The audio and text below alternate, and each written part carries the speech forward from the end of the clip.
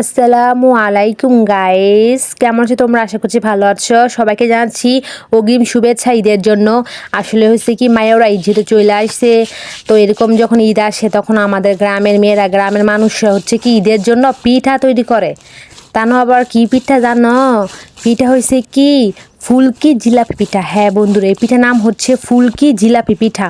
এটা দেখতো সুন্দর, বানাইতো মজা, আর খাইতে তো সেই লেভেলের মস্তি। তো এই পিঠাটা বানাতে হয়েছে কি, চাইলে হচ্ছে ভিজে রাখতে হয়, আইলা চালে হোক বা ভাতের চাল যে চালে হোক আর কি, মানে সারা রাত ভিজিয়ে রাখতে হয়। তারপর হচ্ছে কি যখন ভিজে যায় তখন হচ্ছে কি পাটার মধ্যে সুন্দর করে বাইটা পেস্ট করে নিতে হয়। তারপরে যার যেটা পছন্দ, যে মানে যেটি আর কি, মানে যেই কালার যে পছন্দ করা কি সেই কালারটা দিয়ে বানায়, সাদাও বানায়। আর দেখো বন্ধু, এটা হচ্ছে আমার শখের কুড়েঘর, আমার স্বপ্ন যেটা সেটা বলতে পারো তোমরা, এটা আমার শখের একটা কুড়েঘর। তো হয়েছে কি, তো কুড়েঘরের একটা মানে কুড়েঘর রিভিউ, মানে আমি যে ঘরটা তুলছি, তো এটার ভিডিও অবশ্যই ইনশাল্লাহ আসবে সামনের দিকে, যখন আমি আমার ঘরটা উদ্বোধন করছি সেই ভিডিও আছে, তো পরবর্তীতে দেবো আর কি ইনশাল্লাহ। এখন হয়েছে কি, আমার কুড়েঘরের ভিতর আমি আজকে পিঠা তৈরি করতেছি ঈদের জন্য। তো এই দেখো, যখন আমরা চালগুলো বাটা হয়েছে তখন চালের মধ্যে গোলাপি কালার দিছি, তারপর হচ্ছে যে কোনো একটা পলিথিনের কাগজ বা ব্যাগের ভিতরে করছি কি ভইরা, তারপরে নিচে যে ছিদ্র করে রাখছি, তারপরে সুন্দর করে ছিদ্র করে দেখো যার যা ইচ্ছা, যা মন চায় তার ডিজাইন করে নিতে আসে। তো আমার যেহেতু সরল সোজা, মানে কি বলতেছি, মানে সহজভাবে তৈরি করবে, এই জন্য হচ্ছে কি দেখো বন্ধুরা সুন্দর করে দিয়ে নিতে আসে। এটা হচ্ছে আমার মায়ের পিঠা বানাইতেছে, আমার আম্মায়। তো সুন্দর করে দেখো, এই দেখছো, এটাকে বলে কেসি বেড়া পিঠা।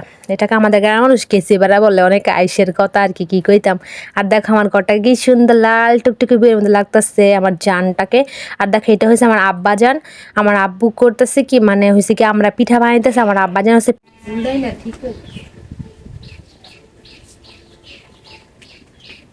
বুঝি বুঝি।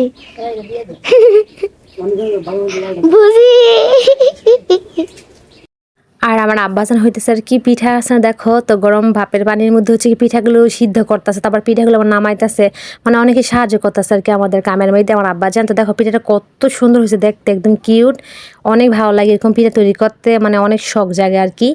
তো সবাই মিলে পিঠাটা তৈরি করতেছে সুন্দরভাবে, মানে আমরা বেশিরভাগ কেচি বেড়া আর ওই সিকি ফুলকি জিলাপি বানাইতেছে আর কি, দুইটা বানাইতেছে মিলে। তো দেখো, আর এদিকে হচ্ছে বাইরে হচ্ছে কি, মানে আকাশটা একটু ভার মানে দেওয়াটা কুদুর ভার করছে, অনেক সুন্দর লাগতেছে। এই জন্য দেখো ভিতরে সুন্দর লাগে। আর দেখেন সবাই হাসতে হাসতে অবস্থা শেষ।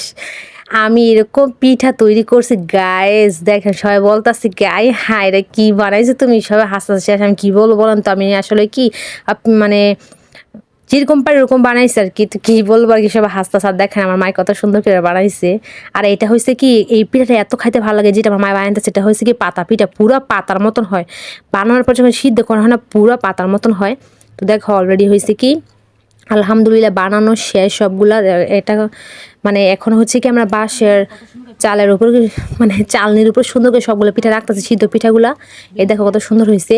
আর দেখো আমার আব্বা যেন সুন্দর করে পিঠাগুলোকে, সিদ্ধ পিঠাগুলো নামাই দিতেছে। এই পাতা পিঠাগুলো দেখতে সুন্দর আর খাইতে এত ভালো লাগে, যখন তেলের মধ্যে দেওয়া হয় একটা পিঠা পুরো কড়া একটা ভরে যায়, এত সুন্দর হয় কি বলবো আর কি। দেখো কত সুন্দর মনে হচ্ছে একটা পাতা। তো বন্ধুরা এখন হচ্ছে সবগুলো পিঠা বানানো শেষ। এখন যে প্রচণ্ড কড়া রোদের মধ্যে সুন্দর করে পিঠাগুলি শুকাই দিতে হবে, সুন্দর করে মচমচা করে শুকাইলে তাহলে এই দিন বাঁচবো আর কি। তো ভালো থাকবেন, আল্লাহ হাফেজ।